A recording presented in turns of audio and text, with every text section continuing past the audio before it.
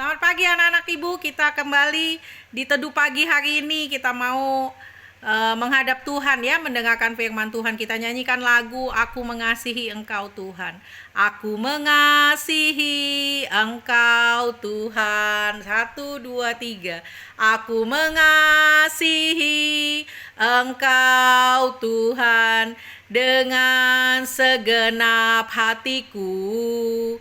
Aku mengasihi Engkau Yesus dengan segenap jiwaku.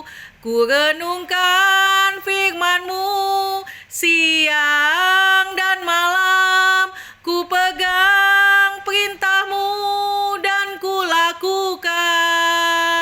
Engkau tahu ya Tuhan, tujuan hidupku hanyalah untuk menyenangkan hati-Mu.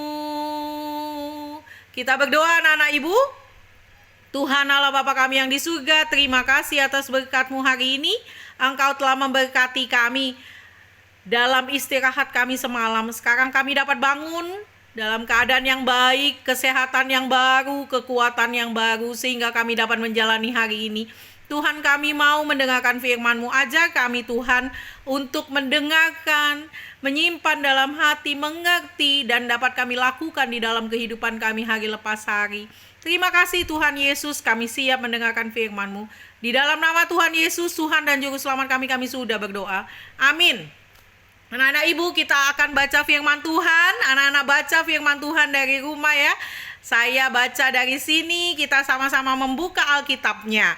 Jangan ada yang main-main, kita menghormati hadirat Tuhan. Hari ini pembacaan Alkitab dari 1 Raja-Raja 5 ayat 1 sampai 18. Tapi karena itu panjang, kita baca 10 ayat aja nak. Dari ayat 2 sampai 12 ya. Perhatikan baik-baik. Judulnya dari perikop ini adalah persiapan untuk mendirikan bait suci. Kita akan baca mulai ayat 2 ya nak, sampai 12. Oke, kita akan baca sama-sama. Lalu Salomo mengutus orang kepada Hiram dengan pesan, engkau tahu bahwa Daud ayahku tidak dapat mendirikan sebuah rumah bagi nama Tuhan Allahnya, oleh karena musuh-musuhnya memerangi dia dari segala jurusan, sampai Tuhan menyerahkan mereka ke bawah telapak kakinya. Tetapi sekarang Tuhan Allahku telah mengaruniakan keamanan kepadaku di mana-mana. Tidak ada lagi lawan dan tidak ada lagi malapetaka menimpa. Dan ketahuilah, aku berpikir hendak mendirikan sebuah rumah bagi nama Tuhan Allahku, seperti yang dijanjikan Tuhan kepada Daud ayahku. Demikian anakmu yang hendak kududukan nanti di atas tahtamu menggantikan engkau, dialah yang akan mendirikan rumah itu bagi namaku. Oleh sebab itu, perintahkanlah orang menebang bagiku pohon-pohon ara dari gunung Libanon, dan biarlah hamba-hambaku membantu hamba-hambamu, dan upah hamba-hambamu akan kubayar kepadamu seberapa juga kau minta, sebab engkau tahu bahwa di antara kami tidak ada seorang pun yang pandai menebang pohon sama seperti orang Sidon. Maka segera sesudah Hiram mendengar pesan dari Salomo itu, ia sangat bersukacita serta berkata, terpujilah Tuhan pada hari ini, karena ia telah memberikan kepada Daud seorang anak yang bijaksana untuk mengepalai bangsa yang besar ini. Lalu Hiram mengutus orang kepada Salomo mengatakan, aku telah mendengar pesan yang kau suruh sampaikan kepadaku tentang kayu aras dan kayu sanobar. Aku akan melakukan segala yang kau kehendaki. Hamba-hambaku akan membawanya turun dari gunung Libanon ke laut, dan aku akan mengikatnya menjadi rakit-rakit di laut untuk dibawa sampai ke tempat yang akan kau tunjukkan kepadaku. Kemudian akan kusuruh bongkar semuanya di sana, sehingga engkau dapat mengangkutnya. Sementara itu engkau hendaknya menyediakan makanan bagi seisi istanaku, seberapa yang ku kehendaki. Demikianlah Hiram memberikan kayu aras dan kayu sanobar kepada Salomo seberapa yang dikehendakinya. Lalu Salomo memberikan kepada Hiram 20.000 kor gandum, bahan makanan bagi seisi istananya, dan 20 kor minyak tumbuk.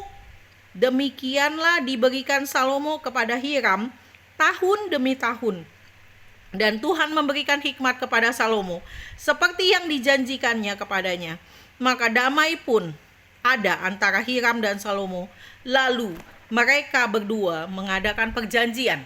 Anak-anak ibu, pembangunan bait Allah Tuhan berikan kepada Salomo, bukan kepada Daud. Ya, Daud meminta kepada Tuhan, Tuhan, aku ingin membangun tempat tinggalmu, aku ingin membangun baitmu. Tapi Tuhan bilang tidak. Kenapa? Karena tangan Daud itu kebanyakan berperang, banyak darah. Tapi Tuhan berjanji kepada Daud bahwa nanti anakmu yang akan yang dapat membangun bait Allah. Dan benar, ketika Salomo naik menjadi raja menggantikan Daud, Salomo diberikan hikmat untuk membangun bait Allah.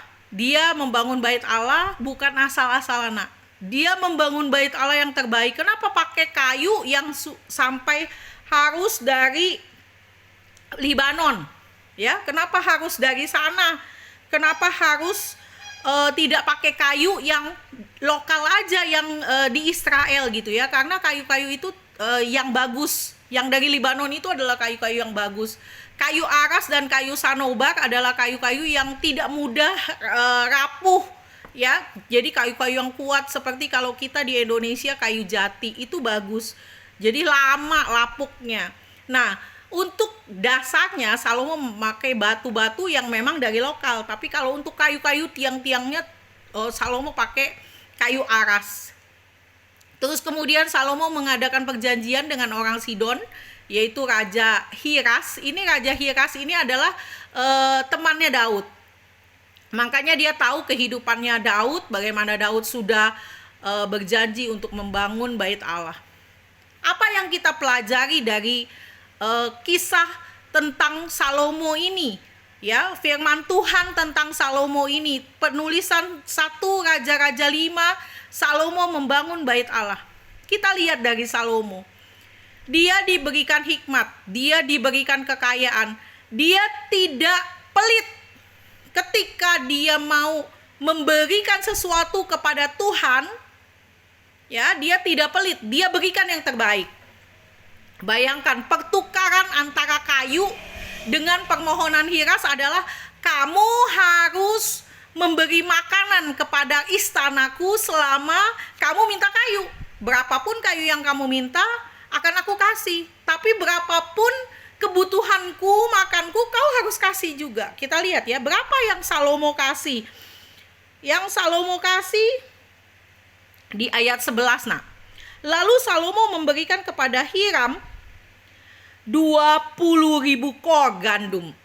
20.000 kor gandum itu sama dengan 322.500 kilo gandum 1 tahun. Kalau kita hitung 1 kilo gandum yang terbaik itu harganya 45.000, itu baru gandum ya, kita kalikan. Dan juga minyaknya dikasih 20 kor minyak. 20 kor minyak itu sama dengan 4.400 liter. Harga minyak zaitun yang terbaik saat ini adalah 300.000 per liter. Ya, ini adalah jumlah setahun si Salomo ngasih ke Hiram. Jadi 322.500 kilo gandum selama setahun dan 4.400 liter minyak zaitun selama setahun. Jadi selama setahun, kalau kita hitung dengan rupiah sekarang, Salomo harus memberikan selama setahun ya. Salomo harus memberikan kepada Hiram itu 16 miliar. Pembangunan bait Allah dilakukan 7 tahun. 16 kali 7 itu hasilnya adalah 112 miliar. Jadi selama pembangunan bait Allah, untuk kayunya aja ya nak, kayu aras dan kayu sanobar yang dikirim oleh Raja Hiram, itu dibayar Salomo sebesar 112 miliar. Itu baru kayunya aja. Ini menandakan apa? Menandakan bahwa Salomo tidak mau asal-asalan, tidak mau yang murahan. Ketika dia membangun bait Allah, Salomo memberikan yang terbaik buat Tuhan. Salomo tidak mau setengah-setengah. Ketika dia mau membangun bait Allah, ketika dia mau memberikan rumah buat Tuhan, dia berikan yang terbaik mulai dari bahannya. Dia berikan tukang-tukang yang terbaik untuk pembangunan bait Allah. Dari sini kita lihat kehidupan Salomo. Salomo memberikan yang terbaik buat Tuhan. Bagaimana dengan kehidupan kita, nak? Apakah kita sudah memberikan yang terbaik buat Tuhan? Ketika Tuhan meminta kepada kita untuk melakukan sesuatu buat Tuhan, misalnya hari-hari belakangan ini, udah setahun kita tidak bisa beraktivitas dengan normal. Ya, kita hanya bisa daring bertemu secara virtual. Bahkan kita hanya bisa menonton kebaktian-kebaktian yang ada. Terus Tuhan bilang begini, nak, ayo kebaktian. Sudah tidak bisa ke gereja kebaktian, ya kebaktian secara virtual. Lihat YouTube. Beribadahnya hanya lihat YouTube. Apakah kita memberikan yang terbaik buat Tuhan? Memang mungkin tidak bisa dilihat oleh guru, tidak bisa dilihat oleh pendeta. Tetapi Tuhan melihat apakah kamu ikut beribadah atau enggak. Bagaimana ketika kamu beribadah? Beribadah sambil tidur? Beribadah sambil makan? Kalau Salomo dengan uangnya, dengan kekayaannya, dia bisa memberikan yang terbaik buat Tuhan. Apakah kita yang Tuhan minta cuma waktu kita saja, kita tidak bisa memberikan yang terbaik buat Tuhan? Mari nak kita belajar untuk memberikan yang terbaik buat Tuhan. Dari milik kita, kita berikan yang terbaik buat Tuhan. Apa yang ada pada diri kita. Kalau Salomo punya hikmat, bisa membangun bait Allah. Salomo punya kekayaan, bisa memilihkan bahan-bahan yang terbaik untuk bangun bait Allah. Kita punya apa yang terbaik buat Tuhan? Kita punya apa di dalam diri kita yang terbaik buat Allah? Mari kita serahkan itu untuk kemuliaan nama Tuhan. Seperti Salomo memberikan yang terbaik untuk kemuliaan nama Tuhan. Kita mau memberikan yang terbaik yang ada pada diri kita untuk kemuliaan nama Tuhan. Amin. Kita berdoa. Tuhan Allah Bapa kami yang di surga, terima kasih untuk berkat-Mu. Ajar kami Tuhan untuk mengerti firman-Mu. Berikan kami pengertian Tuhan, bahwa kami harus memberikan yang terbaik kepadamu. Apapun itu Tuhan, biarlah kami belajar untuk memberikan yang terbaik, supaya kami dapat menyenangkan hati-Mu dengan pemberian-pemberian kami yang terbaik yang ada di dalam diri kami. Terima kasih Tuhan Yesus untuk semuanya. Engkau telah memberikan kami yang terbaik, dan kami juga mau memberikan yang terbaik buat Kau. Terima kasih Tuhan Yesus, terima kasih. Hari ini kami serahkan ke dalam tangan-Mu. Dari pagi hari sampai siang nanti kami belajar, bahkan sampai malam nanti kami berkegiatan. Engkau yang ada bersama-sama dengan kami memberkati kami. Terima kasih Tuhan Yesus, terima kasih. Engkau baik buat kami. Kami menyerahkan kehidupan kami ke dalam tangan-Mu. Biarlah kehidupan kami menjadi kemuliaan buat nama-Mu. Terima kasih Bapa, di dalam nama Tuhan Yesus Tuhan dan Juru Selamat kami sudah berdoa. Amin. Selamat pagi anak-anak ibu. Kita akan kembali belajar secara daring, tapi tetap semangat nak. Karena kita dengan belajar daring ini kita tidak boleh malas, tetapi kita harus belajar lebih keras. Selamat pagi anak-anak ibu, shalom.